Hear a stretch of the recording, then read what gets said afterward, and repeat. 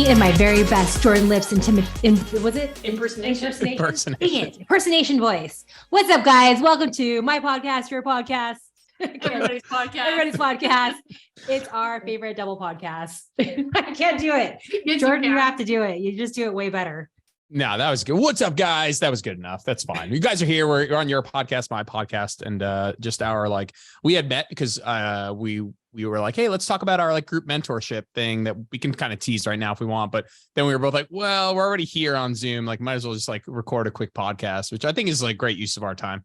Oh my gosh, I love it so much. I mean, really, we just love recording with you all the time. It's always a good conversation. People freaking love it. And it's a good time. So yeah, let's talk a little bit about our mentorship. For those of you who are curious about it, we are looking at May-ish, right, guys? Mm-hmm. Are we determining the date? Save the date? Yeah, we're gonna do a full podcast on this, as a reference piece of content. So this, just if you're listening, this isn't our main shot at giving you a big description. But yeah, we're looking at, for those of you guys who don't know, I'm the one holding this up. I know people are excited about doing this. I'm traveling internationally 4 times in the next 3 months. I'm going on my honeymoon. We're going to Africa for 2.5 weeks, and I'm blowing it here. And I would have liked to started this. I would have liked to have started this in February, but you guys are being nice enough. We're putting it off for me, and I'm pumped to get to sink my teeth into this when we get back. So we're looking at I get home early May, and we're going to probably kick things off June 1st. I think that's what we just literally decided 10 seconds ago.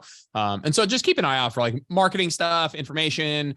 We have a website landing page coming, and so we'll keep you guys posted on that. But we're something we're super excited about. I think that I will say this in a very kind way. Maybe I shouldn't say this. I'm going to say it anyway because it's not a big.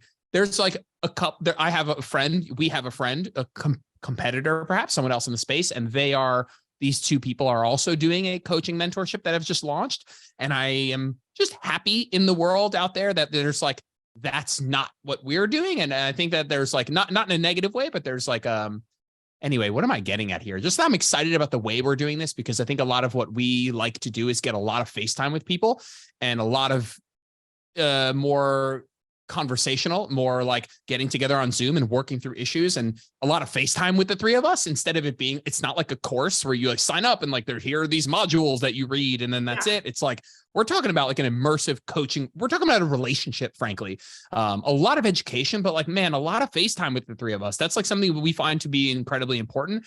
And I just know that there's a lot of mentorship-ish sort of stuff out there that is, hey, take this module that I make once, and then you sign up, you get it, and then somebody else signs up and they get the same exact thing. And while our mentorship will have pieces of content that everybody gets, that's definitely a fact. I mean, I think that that's a value add. Most of what we are interested in doing is spending time with you guys and working through case studies and just having a bit more of a face-to-face relationship with us versus this being some written course with videos that we made one time that you get and never hear from us ever again. Yeah. And then a little cameo experience, right? Yeah. Right. And for the record, we are fully happy to wait for you. So yeah, just that little detail about you, 100%. I mean, you're out living your best life with very influencer energy, being in the world, being a world traveler. So heaven forbid we not let you have that moment. Thank you. But also a smidge of guilt, but yeah, cool. No, anyway, never. All right. So we're going to dive in with a couple questions, some exercise stuff, obviously some thoughts around real lasting change. We're excited to chat about these questions. You guys actually dropped into our question box 2 weeks ago, and we're these are fully deserving of a conversation. So we're just going to do a couple, what'd you call them? Light softball. Underhand. They're just underhand, little warm-ups, T-ball, and before we get started. Yeah. Did you screenshot these? You said they're from 2 weeks ago. You screenshot them, you keep them for a later date sort of stuff? Yeah. Yeah. Just to kind of, sometimes the questions that people ask are so incredible, but just to write them out just doesn't do them justice. And, per the usual, we're chatting. You keep them for a podcast, or you keep them for kind of for this situation? Kind of. Just bank. I didn't know you can archive, so you can go back into your story archives. And I didn't know this. I can do a Q&A from I can pick up on old Q&As and stuff. And so you can actually use all your Q&As. You could just repost all of them if you wanted to, or make stories out of them, make reels out of them. Pretty exciting stuff. Yeah. As long as Instagram lets you. It doesn't change their mind. Which is not always. Yeah. Didn't say they would make it easy, just said it's theoretically possible. All right, so here's a couple little bits of starter questions from an exercise content. So one of the questions is, I've never lifted weights before and want to start. What are the very first things to do? So of course, we definitely want to plug Jordan Lips and his program, because I think that if you've never lifted weights before and you want to start, the best place to do it is with some form of coaching and some help. While you could walk into an LA Fitness or a Globo Gym or your garage and just pick stuff up, we know that when we lift with intention is when the magic happens. And so definitely would love for Jordan, talk a little bit about your program. I think that, both of us have actually worked with Jordan, and I have to say one of the very, very best things about working with Jordan is that you can send him form videos. And now that is actually a topic we should probably talk about too, because so many people don't want to do form videos. Oh my gosh. Yes. Okay. So let's stick with this question and let's do that next. Okay. So Jordan, talk a little bit about like brand new newbies. The thing I love about the thing I love about this chat is that like we're typically like, if you're talking to a population of people that are like looking to make better gains and they're like, I want to get better gains, I want to make more muscle growth and stuff like that, what they should do is just, whether it's like get closer to failure and like, pick better exercises or whatever it is, lift heavier or whatever. That's just like not relevant in this context. Like beginners, rank beginners, like day one beginners, just like don't have to worry about that. Like you should really just be worried about getting your technique down and finding a safe, comfortable place to do this. I don't mean just geographically. I mean like a safe comfort zone, whether that's with a coach in person or with a coach one-on-one or in a group program with other people that are going through this. Like just find a safe space that makes it fun and enjoyable. You do not need to do it a whole lot to make progress, but you're not even worried about like, I know people are like, oh, I want to see, I'm doing this for the benefits, but you really don't need to do a lot to make good gains or even as far as like aesthetically speaking, but like to get the health benefits, the fruit is very low hanging there. And so my advice is really focus on finding a circumstance in which you feel safe and comfortable and confident and, worry mostly about technique and the time and place for you to focus on, I really need to do, this sort of a rep range, or I got to do this sort of training and I got to work this hard. Like that stuff will come.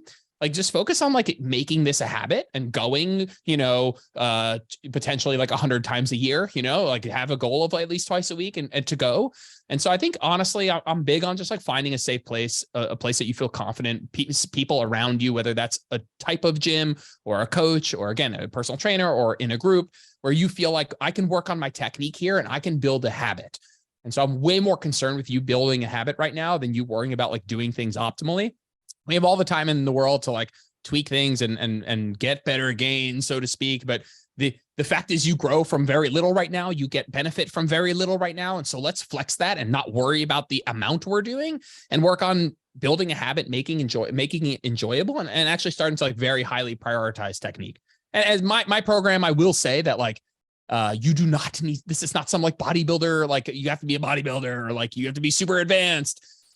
I would say that if you are new to training, that this is sort of like, I find that if you're new to training and you join my group, you'll find two things. One, that there's a little bit more of a learning curve than if you were to, let's say, get a personal trainer who knows it's your first day and is like totally going to meet you where you're at and like totally understands it's your first day. There will be a steeper learning curve joining my group. But what you will benefit from is if you stay in the group and you give yourself a break in terms of like learning new things and you ask questions and you send me form videos. I answer every single message, every single form video. I'll answer every single question. Come to the Zoom calls. Like if you immerse yourself in the group and you say, okay, I know I'm new to this. It's going to be new. I'm going to have questions. If you stick with it, it will save you years of kind of spinning your wheels, which is what a lot of people do. So I do think there's a little bit more of a learning curve if you've never, ever even picked up a weight and you want to join my group. But I do think that if you were to stick with it, ask questions, accept that you don't know everything up front, that you would save a ton of time. 6 months from now, you look back and be like, wow, like I'm where people are like 10 years into their training career in terms of like understanding what and why I'm doing what I'm doing. So that's my little spiel on that. I do feel like if it's your first day in the gym, it'll be a little bit of a learning curve, but if you're willing to stick it out, then you will definitely save some time, a ton of time. Love that. And I think like, the steeper the learning curve, maybe the more space, like you literal, like time devoted on a daily or weekly basis. And then also just like the amount of things you have to do in your life. Like you've got to cut out some mental and like actual time space in your life to accommodate the goal, depending on I love a gentle start, but if you're the kind of person who likes to go all in, then you got to just also make sure that you're making space for that in your life. Yeah, that's Agreed. cool. So let's bring up form videos, actually. I mean, Yes. you know how we love ourselves a tangent, but Heidi had actually posted a video that she was actually doing hip thrusts. And the way that the image was shot, the Bottom of the Crotch bottom cam. looked like my bottom of the plate looked like her bottom, right? Because the shadowing Oh, I saw this. I looked like remember she it. had like some epic glutes, like in like, one session. And so she asked in Instagram, do you film yourself, sorry, do you film your form? Sorry, say that 3 times fast. And if you don't, why do you not? And it was amazing how many people didn't film themselves.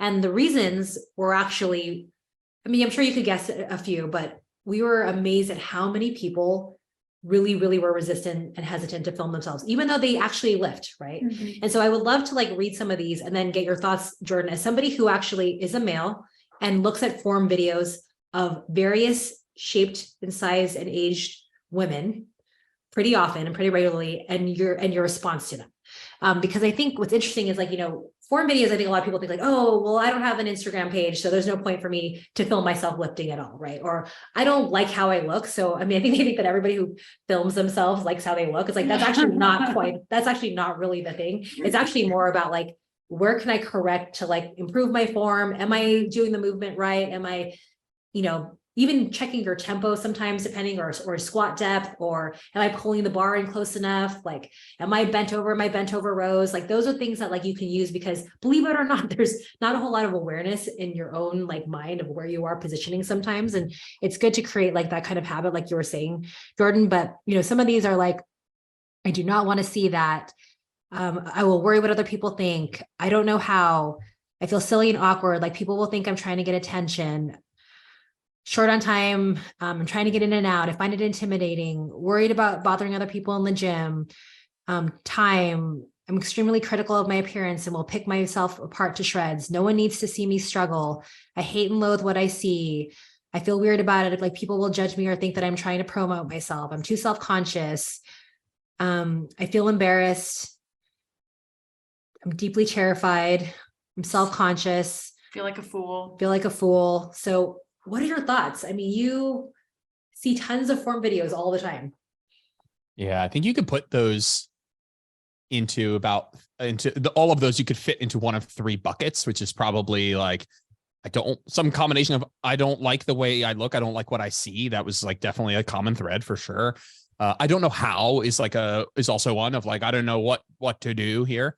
And then maybe I feel like weird if I'm taking up people's space in the gym, or I feel like not just like, I don't like the way I look, but I don't like the way this looks in terms of what people are going to think of I'm taking a form video myself. So those kind of need to be addressed individually. I think starting with that last one of like, I don't want to be that person. That's kind of like the thing. To be honest, maybe it's again, it's just totally because I live in this bubble. But to me, like if I see somebody filming myself in the gym, I immediately think, I do not jump to, this is some narcissist who's like, I'm going to like post this like perfect, picture for my Instagram reels or something. I immediately think here's a person who like genuinely cares about doing this correctly. And I think and again, that's I fucking do this I do this every single day, all day. So of course I'm going to think that, but I actually think fuck what everybody else thinks. I think there's some element of that, some element of like, who cares what other people think? This is such an important piece of not injuring yourself long-term. Like when I say this, I mean, make sure your technique is good, not injuring yourself and getting more results. And so it's some combination of those 2 things is important to you. And what I will say is that fuck everyone else in the gym. I think that's like easier said than done sometimes, but I think that if you can internalize that, it's a big net benefit. 2, I think at least more people than you think wouldn't think that. Actually, they would think like this is a person who like genuinely cares about what they're doing. And as far as like, I don't like the way I look or like, I think that there's part of that where like, I think in my group that there are people who won't send a form video because I look at it or because other people can see it. And I'll just start by saying that like, I think we can tackle that. I think that's worth tackling, of like, that there's something to dive into there, but you don't need to show somebody your form video for it to be beneficial. Like I get people who don't know all the intricacies of a certain technique. Most people can catch on to like, they don't look right. Like something about this doesn't look right, or my RDL looks like my back is rounding. I'm not really, maybe I don't have the intricacy and intellectual knowledge of exactly the biomechanics, but like this doesn't look right. And I actually think more people would report that just the act of taking the form video and watching it back, not even getting it like critically examined or anything, that is massively beneficial. I'll shut up in a second. Let me just like monologue on this, and then I want to hear what you guys think, because I am not a woman, but yes, this is like not just women, by the way. Like this is everybody who feels like I don't like the way I look, and I don't want to take up too much space and feel weird, like I'm some narcissist in the gym that people think I'm like self-obsessed. And the I don't know how thing from an I don't know how thing, you'd be surprised how like you like, as much as I want to have like the perfect angle on stuff, and I would want to see your whole body moving in a form video, and I would want to make sure that it's like zoomed out enough. You could tell a lot from like the not a perfect form video. I get, there's like hundreds and hundreds of form videos that come in per day. Like not all of them are the most optimal angle. Not all of them are zoomed out enough, and you can still tell a ton. And so just putting your phone like up against a water bottle, like relatively close to you. If you have an iPhone, there's a zoom out feature. I'm sure other phones have this too, but the zoom out feature is like epic. You can be like right next to you, and it's such a wide angle that you can get your whole body in there. And so the how part of it, like I wouldn't worry too much about that. If you have a coach, like chances are that they can tell what to look like from even the least important form video. And then maybe from the, like, I don't like the way I look thing. I think that, oh man, there's a lot to break down there. I don't know how what I'm going to say is going to come off. And so I will start by saying that I would like to explore my own thoughts here. And if we had more time here, we could do a little therapy, and we could be curious about why this is a thought that came to mind to me. But we care about how the way we look, maybe, or how we look. And maybe we care specifically in terms of like what the opposite sex, or the people that we, whatever, the people that we would like to appeal to would think of us. And maybe that happens in an instant. And something I'll just say, not that this, I think, because I would be curious about why I came to this thought as well, because I actually don't think this is that important, but I actually like find both somebody who cares about doing this correctly so they don't hurt themselves, and cares about doing it well so that they can be time efficient, and the actual act of performing movements correctly, like incredibly attractive. Like I actually like, that's like a weird, I'm like, incredibly sexy to like do these, like just to care enough about doing this right so you're not wasting your time. That to me, I'm attracted to. The willingness, the pursuit of efficiency is attractive to me.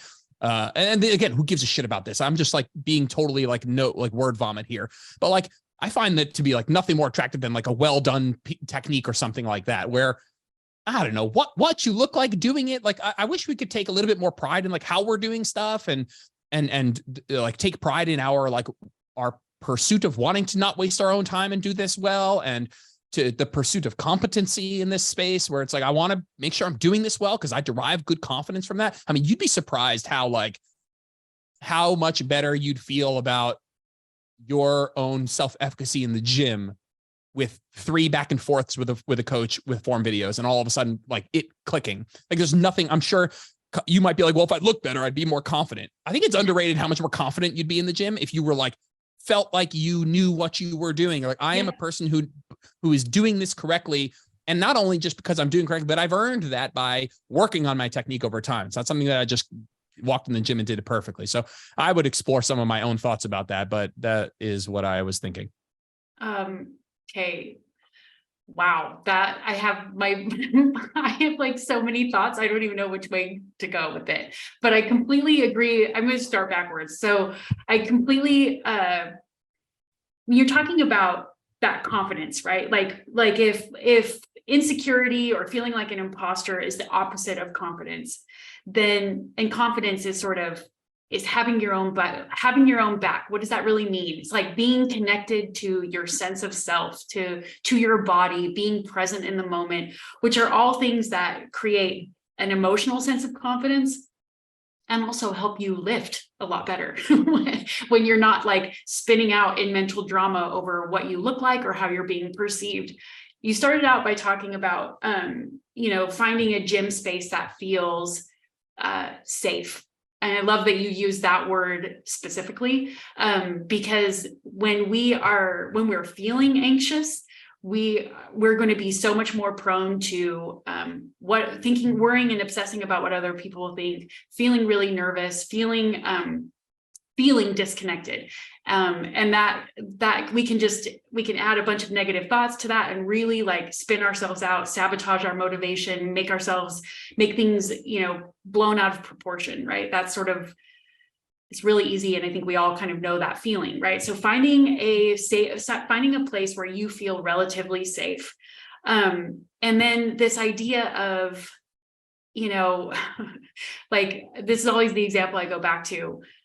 When I say to you, like, don't think of the yellow school bus, what do you just think about, right? And so when people are like, oh, I'm worried about what other people think. And so people say, well, don't worry about what other people think. Oh, okay, how, right? Like the focus is still on what other people think. So the opposite of that is, what do you think? And you said, like, respecting your effort enough and yourself, and wanting the results and wanting to do it correctly, wanting to build your competency, caring about all of that, AKA caring about what you think more than what other people think. It's not that concern's not going to be there, but that you care about what you want and respect your own efforts and your own goals enough to make that ratio, even if it's 51-49, you're like, I've got my own back on this. Like, I want to be open and curious about, probably 90% of the videos I take in the gym, I delete the same day, because I'm just looking at them to make sure that, like, my shins are in the right place for hip thrusts, or, my form and all of those kinds of things. And I sent you enough that you even had like a few things to tease me about. About how I take like 5 steps back from the squat rack when I back squat. I don't know. I like my space. But anyways, there's space. Right, exactly. So I think you did a masterful job of breaking all of that down. And like, there's some really important things there about, noticing how you feel, and also supporting yourself in that discomfort, right? Because you can feel 2 things at once. You can feel nervous that other people are watching you, and you can also care about how you're feeling in that moment and support and encourage yourself. Similarly, when I go up against just about any woman out there about hating pictures of themselves. Like let's talk about it.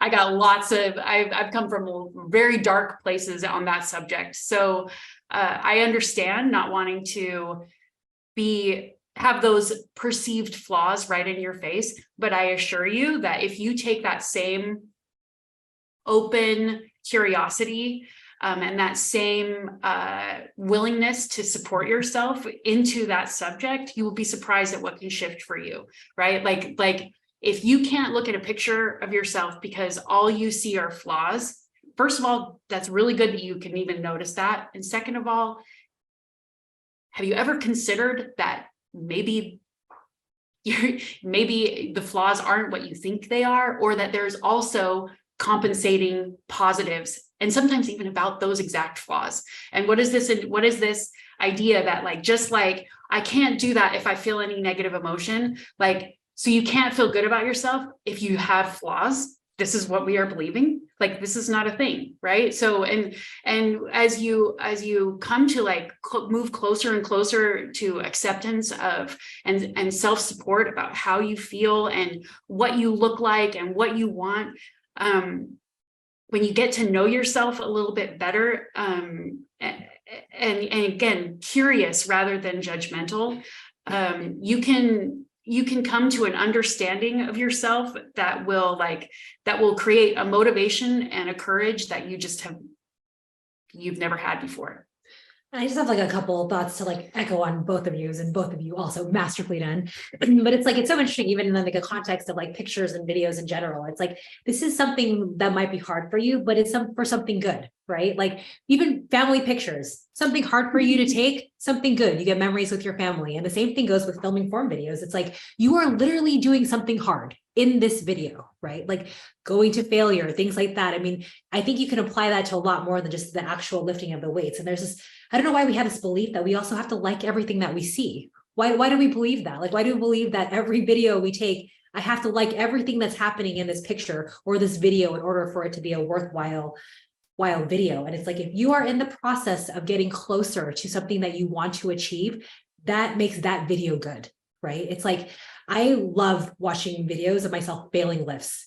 I actually arguably enjoy it more than when I actually nail the lift, because there's always something to learn in it. And also I'm trying something harder than I did in the previous one. And so, yeah, I will film myself as I'm adding weight, and the failure videos are the one I spend more time on, because I know that there's potential for change and growth in that video more than there is in me like lifting something very easy, right? Where, oh, I know the form is going to look really good here. I'm going to look super awesome 30 pounds ago on this lift. But when I add the 30 and things get really messy and really ugly, and my face gets all contorted and I make stupid sounds or I fail it, that's where the potential for growth is. And so I'm not saying that you need to necessarily haze yourself with millions of videos of yourself, but also honor the fact that potentially the more you challenge yourself to look for the positive in these videos, like both of you are saying, you will find it.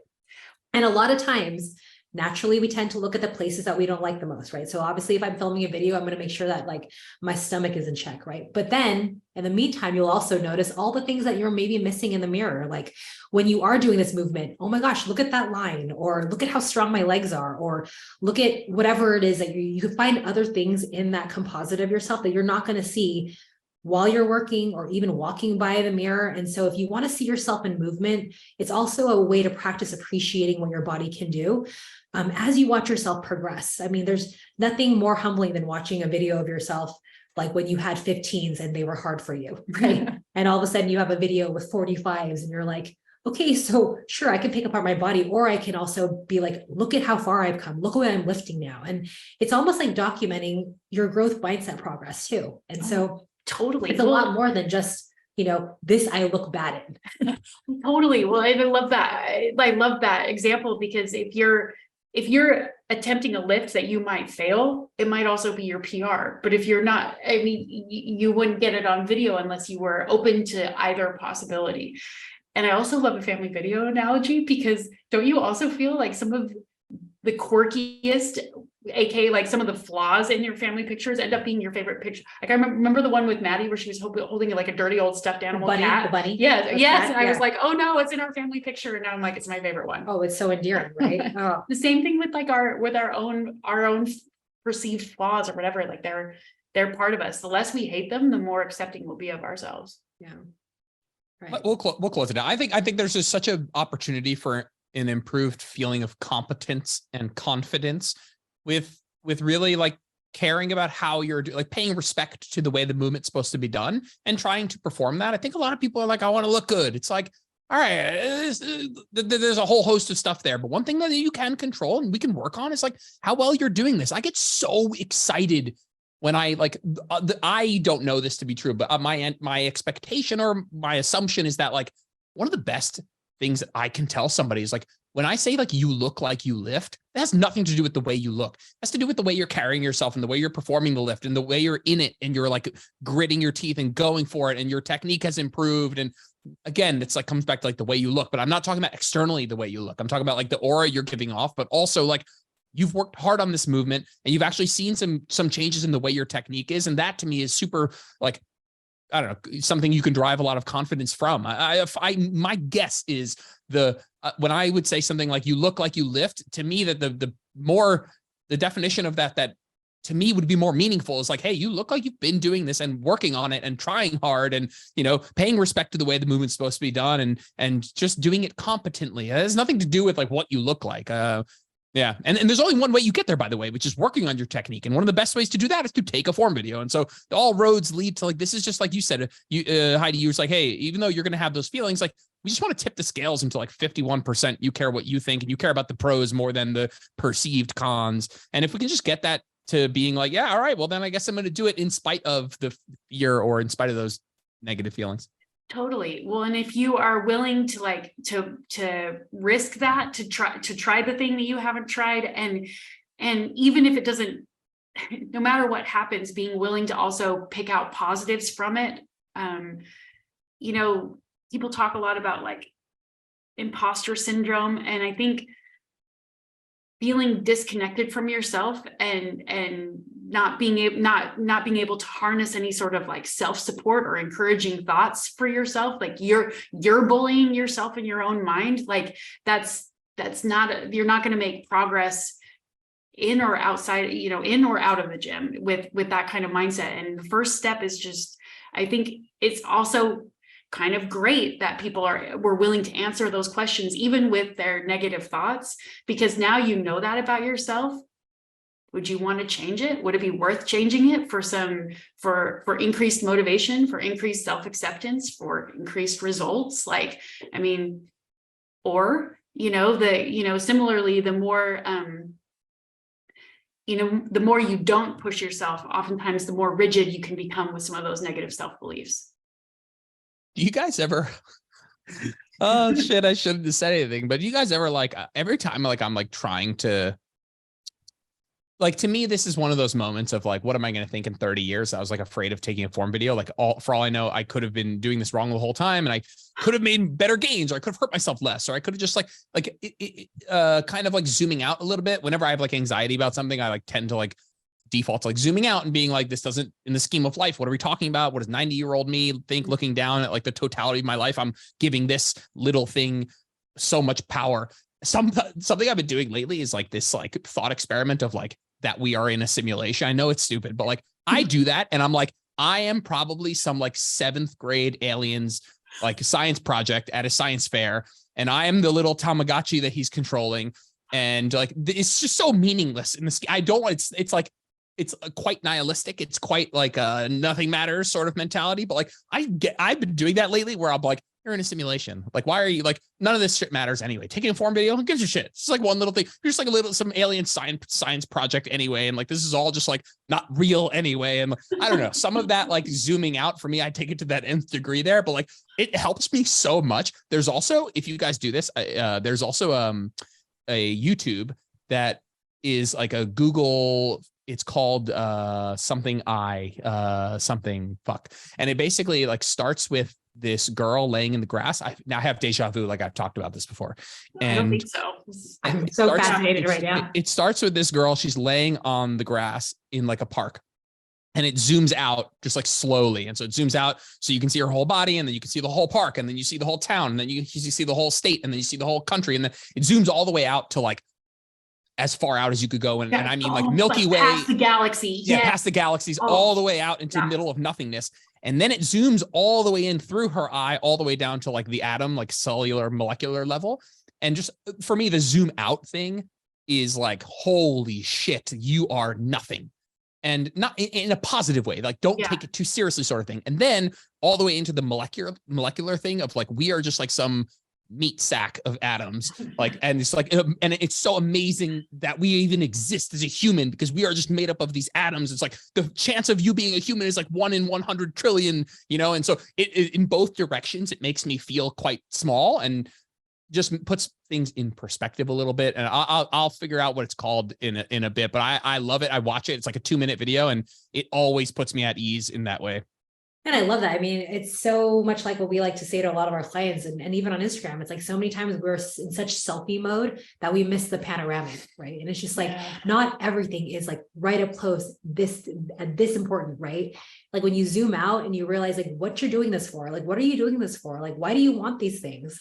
It can change a lot of your perspective. And I think there's a bigger purpose to putting ourselves in positions that make us uncomfortable, literally and figuratively, that there's always growth from, right? It's a progressive overload of your emotional state and your thoughts and beliefs about yourself, in addition to actually lifting weights, right? And getting strong. So, I mean, it's why we love weightlifting for more reasons than just what it can give you aesthetically, right? It's the benefits are I don't even think we can document all the benefits, right? Well, yeah, absolutely. I mean, there's,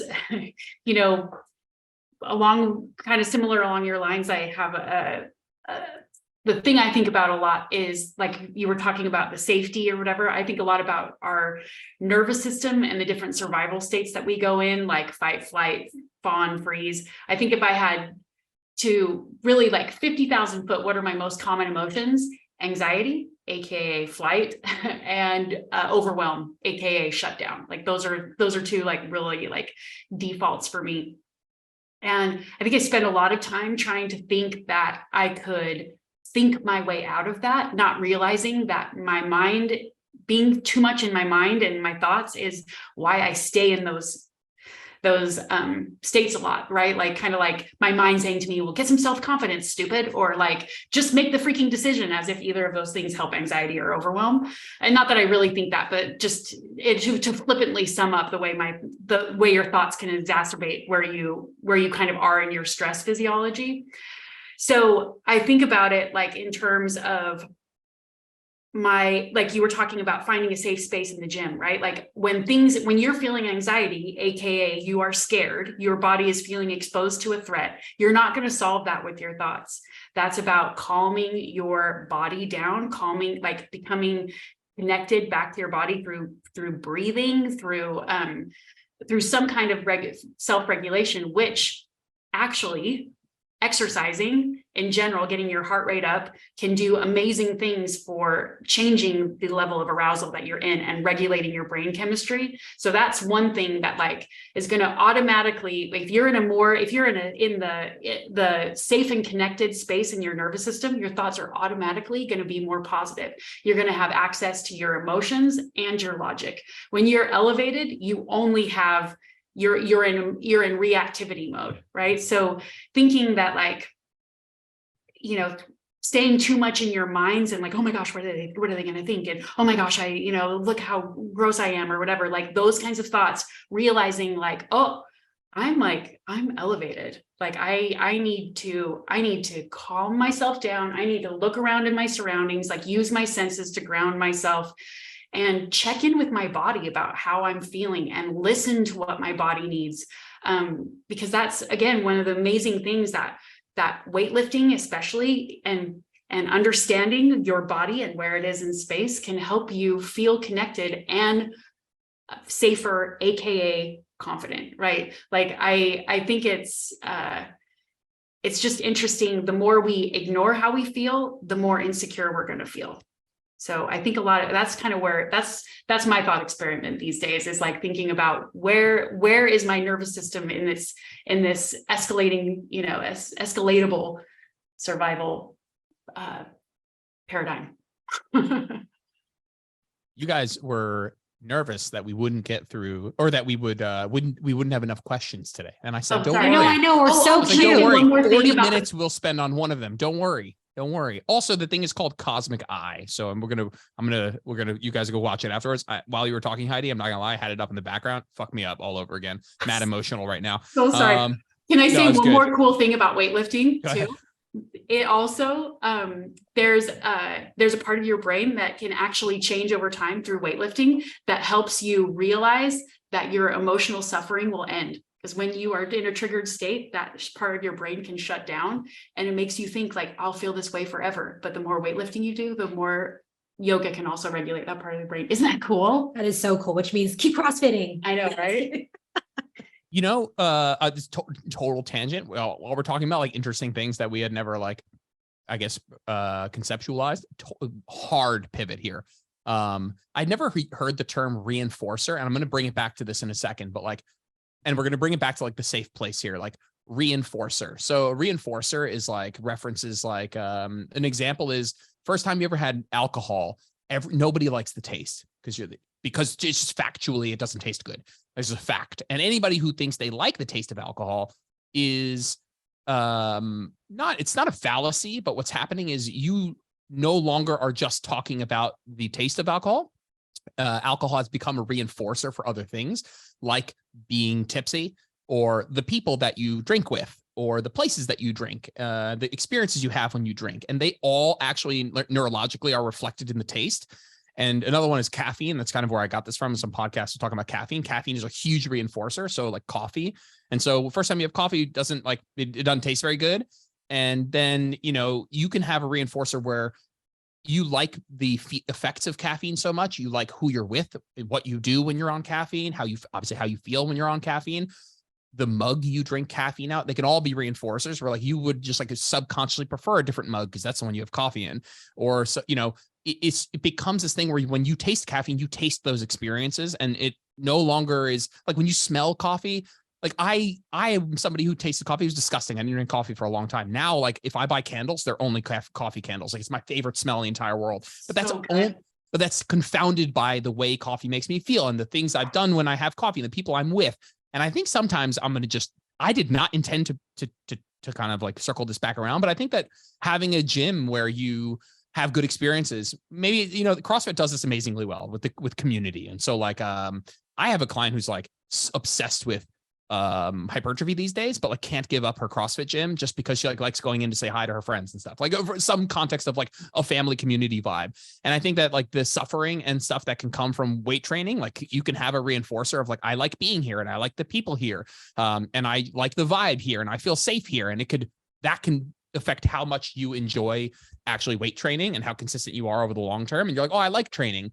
But what you mean when you say I like training is like, I like all the things that come with training, the people that I know, the experiences, like when I'm at the gym, the high fives, the looks, the people watching, whatever it is. And it all comes into one thing. So I do think finding like a space that you enjoy. Some people I can just like, I love lifting. That's it.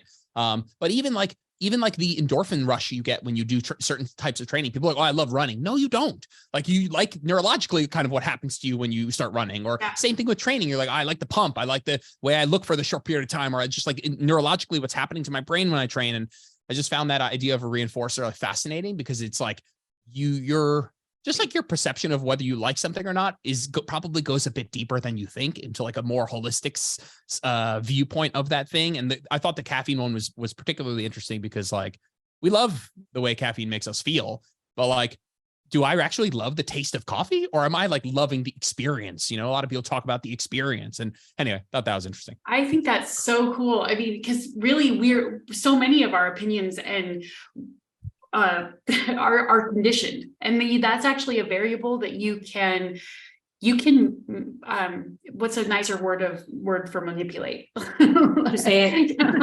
like Effect. you know, things like how to make your goals feel good, like right. What are little nuances like that can change. I mean, we've been talking about how we're both kind of in like a cooking rut, and the other day I was just in an ADHD frenzy. I like tore apart my cookbook and ordered a new binder and printed everything out all new in color and like organized it differently. And all of a sudden, guess who's really interested in like cooking? Well, that's what they say, like get yourself some shoes, get yourself some workout clothes, like find something a little bit different, even if it is something just to get you excited again about something, you know. And someone asked a question, so we can say that we did too. Like, what do you think about Orange Theory Fitness as your main fitness? It's like, if you enjoy it and it sparks your interest in exercise, then by all means do it. And that goes for every single like fitness modality too. And I think, you know, we joke a lot that like once you touch a barbell, your life will be changed. But I will say that is probably one of those reinforcers for me, like, and why I love CrossFit so much. I mean, not that I can't do hypertrophy-based movements with a barbell, but there really is something about moving a heavy barbell that really reinforces like fitness to me. Like I actually can genuinely say that I miss barbell. Like it's something that like whenever I pick one up and like unsheath it out of like the holder, I literally get excited every time I do it, even if I'm dreading the movement coming. It's like, there's something about it. And I think to your point about the mug, it's like, how many things do we not give ourselves credit for in creating a habit and a lifestyle that we love?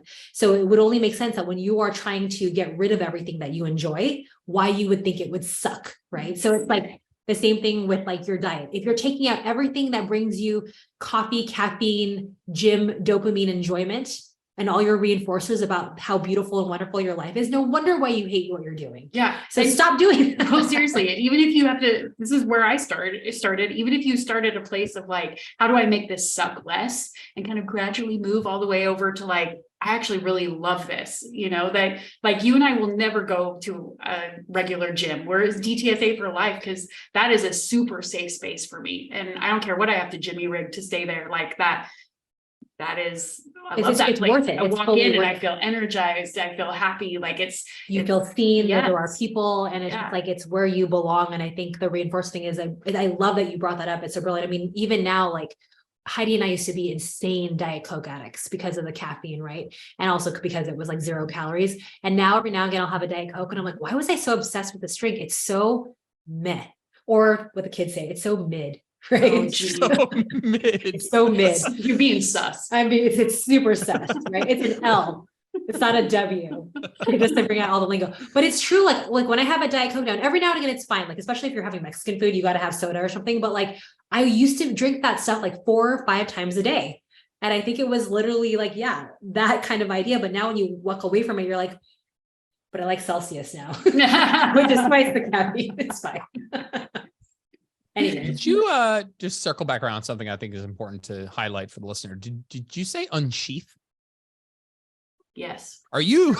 Is this some King Arthur shit? Is this Excalibur? Like, are you good? It's Like, is this literally sword and like stone we sort of have stuff? the way our barbells are, they're stacked upright. They're sheathed. Until you unsheath them, they I are mean, sheathed. and at the same time, By the power of it's a grace. super Game of Thrones looking setup. Like you got to admit, Yeah. like all of our barbells That's true. are wrapped in one huge center, so they literally look like pillars of like magical energy and power. And you have to pull it up to like get it out of the holster, and it feels like you're literally unsheathing. Sort of the stone. It is Yeah, kind of sword in the good. stone. I am a child of the 80s Yeah. and 90s, King Arthur Yeah. Yeah, totally. Yeah. and those Yeah. squirrels. You know what I'm thinking of when I think of like sword and sheath? You know that meme that's like when it's like when somebody asks you if your diet is going well, and it's the guy pulling the sword out and it says yes on the sword, and then there's that next part of the meme, he pulls the sword out more, it says yesterday I ate a whole pizza or something like that. It's like, oh shit. The That's meme funny. game, by the way, if we're just gonna go there, is super strong on the horse is strong with you. So. Dude, for real. Oh, Yeah. so good. Thanks. It's just the only thing I'm hanging on by a thread on social media. Memes are just the only thing that keep me going. It's just like I'm like I like, instead of like thinking about like stuff I'm passionate about, I'm like, what can I meme about? It's like my new like source of inspiration. Not gonna lie, the things that make me laugh are the things that keep me connected. So keep on, keep it 100%. on, because that's really like people people want to connect and relate. And if it's funny, it's Yeah. instant, right? Hey, not to be like a total nerd again, Let's but do it. also laughing, physical touch, creativity, exercise. These are all great ways to regulate your nervous system, feel safe and connected. Thank you. This concludes. I got time for one more. Is there one worthy of our final question here? I mean, you have another hour. That's awesome. Yeah, right. Exactly. Shit. Okay, so let's just do this one real quick. Can you gain muscle while just practicing intuitive eating without macro counting? It depends. It all You depends. guys start. Yeah. Yeah, it depends. If you were, Are you eating- intuitively eating a lot of protein and keeping your calories at a decent level? It was build muscle, you said? Yes. Gain Gain muscle. muscle. What you said, if you are eating enough, you wouldn't like if you were eating enough calories, eating enough protein, getting enough recovery, lifting intelligently in such a way that you are set up to gain muscle. Am I missing anything? And if you are mindfully, intuitively doing that, then yes. Yeah. I Most think people don't. go ahead. Let's be totally clear, the two biggest contributors to muscle growth are total calories and training stimulus. And so if you're intuitively eating enough calories and training hard in a very binary yes or no, you will build muscle, period. Even if, unless you're eating no protein. Like if you're eating enough calories and you're training hard and you're eating even a remotely rough, decent, even close to, which we can quantify in a second, amount of protein, like protein's more permissive of muscle growth. It's less causative. It's like the training stimulus is what's causative. And then the next thing that's most important is having enough total energy for your body to be like, okay, we can spend some of this on building new muscle tissue. And then eating enough protein's like a way to do that a little bit better. If I had to choose somebody in a calorie deficit eating a fuckload of protein and somebody in calorie maintenance eating much lower protein, I'd take the person calorie maintenance eating much lower protein any day of the week. Totally. Not even close. I mean, by orders of magnitude more. And so can you? Absolutely. If you're at maintenance calories, that'd be the most important thing to me. Training stimulus would be next important. Honestly, sleep would be next important before I would even remotely even consider your protein intake. It's like, unless you're a vegan who also hates protein, I don't think that I would even bring up the, like, you should make sure you're eating enough protein because you're probably going to do that already. Like, you're probably going to eat enough protein. Like the protein requirements have recently, just in my opinion, like the both from the, how much of a consequential kind of vibe. I'm explaining this terrible, but the way that we hang our hat on this like 1.6 gram per kg, and we're like, oh my God, if you have less than that, which is like 0.77 grams per pound, you're going to fucking shrivel up into a raisin. That's not really true anymore. It's very likely the case, at least my opinion, based on the research or like a reanalysis of the research, protein requirements are probably quite a bit lower than that for maximal gain. Like for like very high percentage of maximal gain, it's actually probably like in the 0.6 to 0.7 range, which like again, unless you're a vegan who hates protein, you're probably going to get there intuitively. It might be worth to like get a protein on your plate at least a couple times a day. But I think if you do that, yeah, intuitively, then I wouldn't worry about it. So in summary, if you are eating in at least maintenance level calories, you can gain muscle. Their protein is less important when you're maintenance and above. It's more important when you're in a cut to preserve muscle. But also the caveat is, do you even know what your maintenance calories are? Because in your mind, if you're thinking you eat a lot, Quote unquote. you actually might not be. And Yes. then I do want to say something a little bit devil's advocate to the protein comment. But if you have never tracked macros before and you just eat kind of whatever, most people don't get even like 40 grams of protein in a day. Just saying that from personal, Yeah, that's fair. from like a Fair. Weight Watchers perspective, especially when you have been in a history of like eating really low. Most people think like, I had a chicken breast today. It's like, okay, so congratulations, you had 20 to 30 grams of protein for your whole day. Now, if you are adding protein every meal, your chances are definitely higher. Like, we're not saying you have to hit 150, like, you know, shooting from 70 to 100 is probably a really good range for that, especially if you're in a maintenance range, in my mind. But a lot of people think that they eat a lot of protein and they don't. Well, we have been conditioned like that. That's not the way we've been conditioned. Like, I mean, the amount of protein that you get on your plate. 2 ounces of a chicken breast Yeah. is like usually the standard serving at like whenever you go out anywhere, that's like, you're barely starting to start your protein for the day, right? It's Yeah. like, I mean, so if you're having like 30 grams, like one protein shake a day, and you're not really getting any protein anywhere else throughout the day, I would argue that you're not having enough. Yeah, total. I mean, listen, you need to eat enough protein. So it's like whether like that's Well, no, I that mean, is to your point of like it not really mattering. It's like, but at the same time, we're under the assumption that people eat protein regularly. But as somebody before they counted macros, I didn't actually not.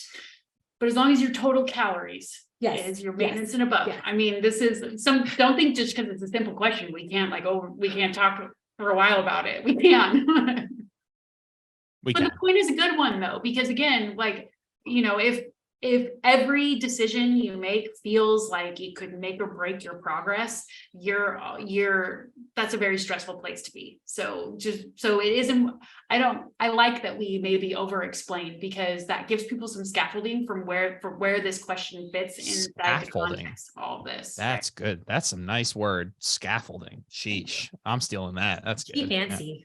That's I mean, fancy sorry shit. You to, got like- that from one of your fancy books, 100%. Stick with Heidi. She'll open a whole new world. Scaffolding. I'm not- Jesus. I wasn't English major. I wasn't trying to be a butt, but I was just thinking about how like Unsheathing and scaffolding. Say we are. I understand that my some- word is not nearly as cool as hers. It's fine. You don't have to shame me. There's just quality alien content that's running coming my in today. simulation has an incredible vocabulary. Unbelievable vocabulary. Yeah. Oh man. Yeah, that's funny. Yeah. We can go one more. I have a call at 1:30. That's all. Oh, okay. Excellent. All right. Let's see. Which one should we pull out of the hat? Okay. I feel like I have to redeem myself or I'm gonna get kicked out of this group. What are you talking about? Okay.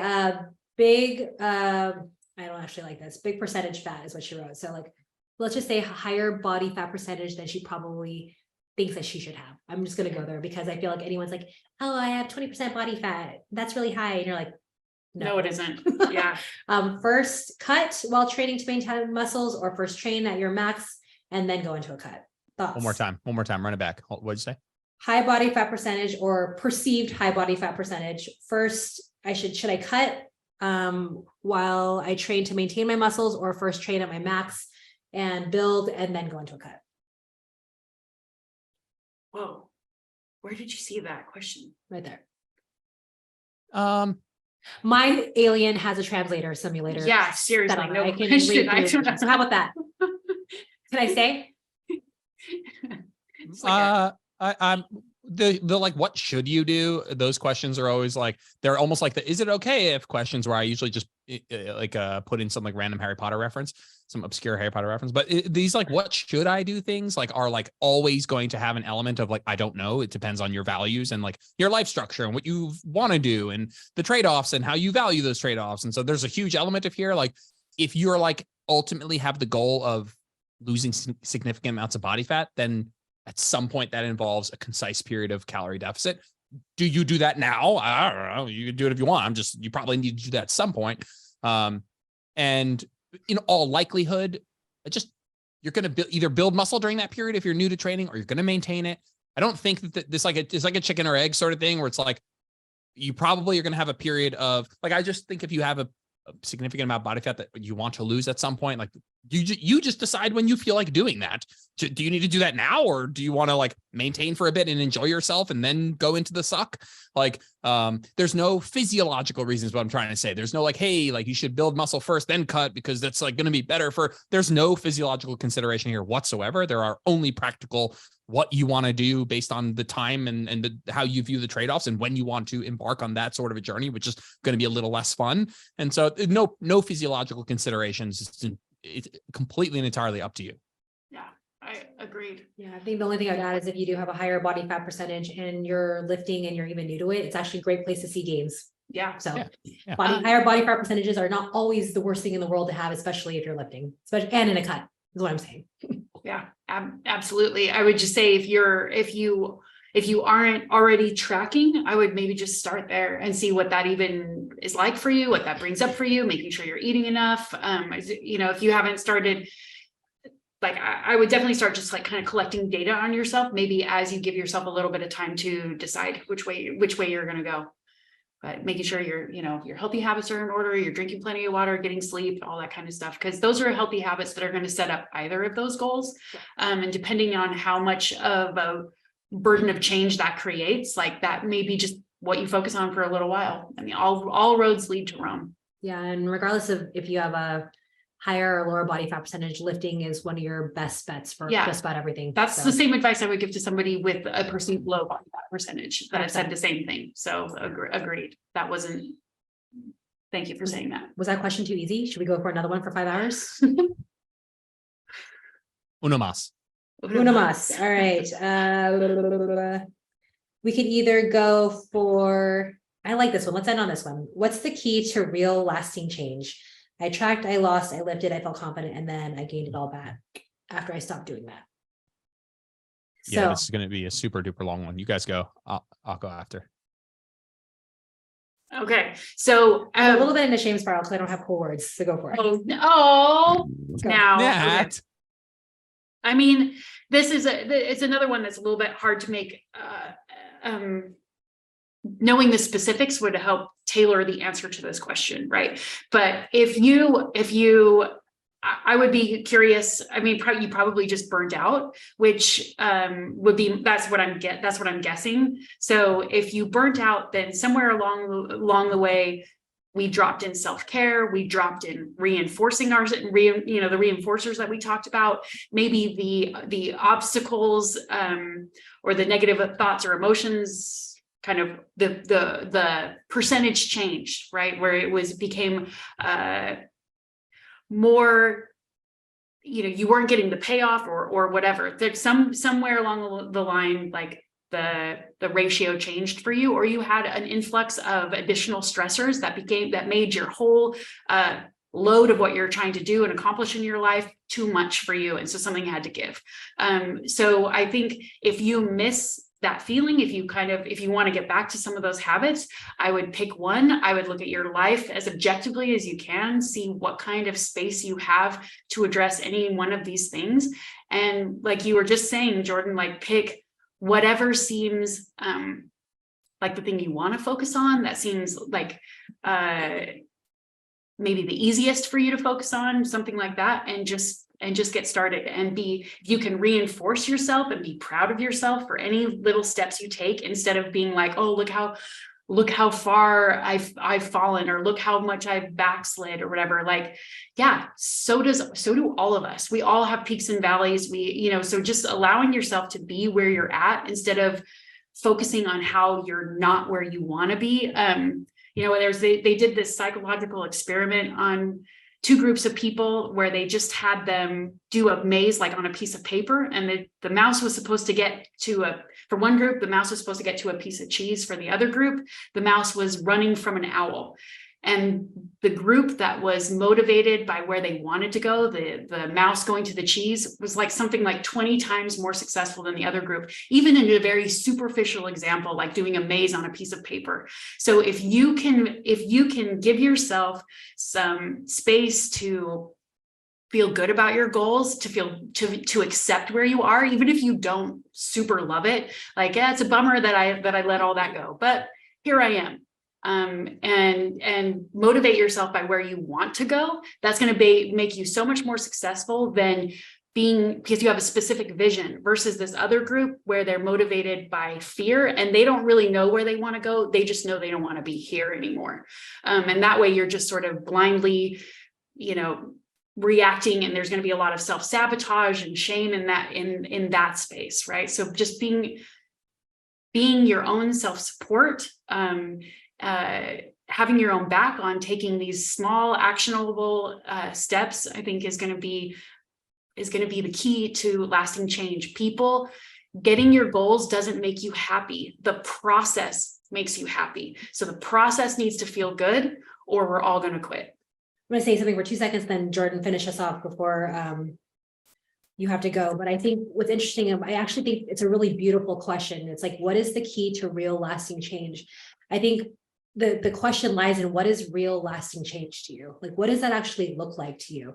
Because I mean, what's real change versus fake change, right? Or what's lasting versus short term? It's like, how long are we talking? What kind of changes are we looking for? What proves that you've made that point? When do you feel like that would be like a place where you're done, or like, I don't have to evolve anymore? And it's interesting because I think the three of us, you asked us like, what do you consider real lasting change? I would say for myself, it's like, it never happens, because everything's an evolution off something else that just happened before, right? Like maybe what I thought 5 years ago would have been like my I've made it place is not the place that I would say that it is now. In fact, early I would look back and be like, that was a very narrow place that you believed in, right? Or like, that's what you felt. And then sometimes it actually erupts and turns into another iteration of yourself. But I think when we think about, the difference between like, is it a breakdown or a breakthrough? And a lot of times those two go hand in hand. And that's where the change happens that creates like this, composition of your life. And like, that's really what's the coolest part about it, is that I don't know that there is a key to real lasting change. It's more about being open to seeing where you go. Yes. I love that. Like that, the process of evolution is the change you seek, young grasshopper. I think once you unsheath the sword out of the rock, that your life is just changed forever. No. I think the thoughts to me, like I've been on podcasts. I have people who have brought me on the podcast because of this that I've said that like that it's all right to do things, something to this effect. Like, I just know that people are like, oh, this was a edgy post, like come talk about it. And it's like something to the effect of like, stop trying to make your deficit life your best life, or stop thinking that it would be, or stop trying to live your 1,500 calorie or your 2,000 calorie lifestyle on 1,500 calories. Essentially, this idea that like it's okay to accept that your life will be different in the deficit. Like, there's this idea that it is going to be different, right? And or almost, I think I've seen people take it far enough to say like it's okay to do things in your deficit that you won't do forever for the pursuit of fat loss. Now, inherently, that is true. Technically, that is true. Technically, you could do things to lose fat. You could go keto, lose a bunch of weight, and transition to a balanced diet, and physiologically, there's nothing stopping you from doing that. But I'm doubling, tripling, quadrupling down on this. Like, the things that we're doing must be things you could even conceivably think you're going to do forever. And that doesn't mean you don't change course. Like, I'm going to pick these habits and I could do them forever because I know that to be a fact. But I'm just so over anything that doesn't feel sustainable. I'm just like, I need it to be something you enjoy. I need it to be an amount of times in the gym that you can reasonably do. I don't want resentment built because you're spending less time with your kids than you want, or resentment built towards like, you think that you're letting me down because you skipped one of the gym days to go to your kid's soccer game or something. Like, I'm just so over anything that is not seen as something I can do for the long term. The key to long lasting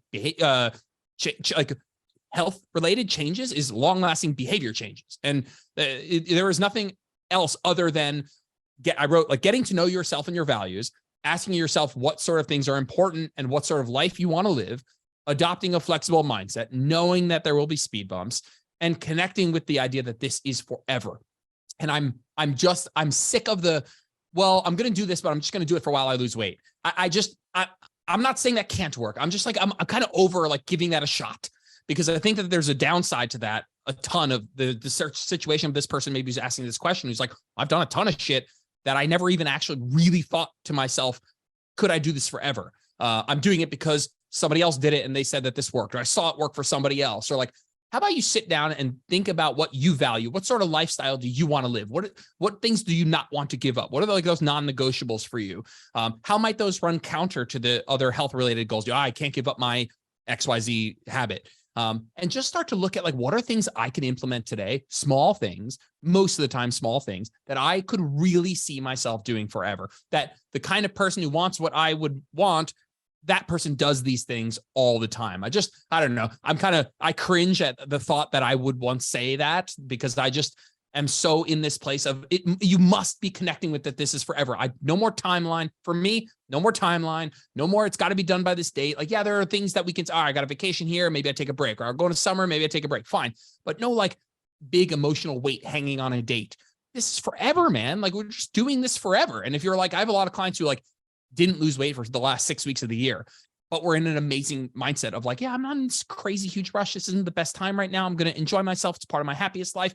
I'm doing habits that are going to stick with me forever. Anyway, I'll stop monologuing, but this like connecting with the idea that this is forever is so important. I'm over the like, well, I'll just do this challenge for these 8 weeks, or I'll just cut out sugar for this 8 weeks. And I know we were kind of all against that anyway, but even like people who are like, well, how do you hear this one all the time. I've been doing all this cardio, and how do I transition to maintenance while doing not this cardio? And I'm like, I probably would have adopted a strategy during the fat loss phase where you didn't have to do an amount of cardio that you knew you wouldn't be able to sustain for the long term.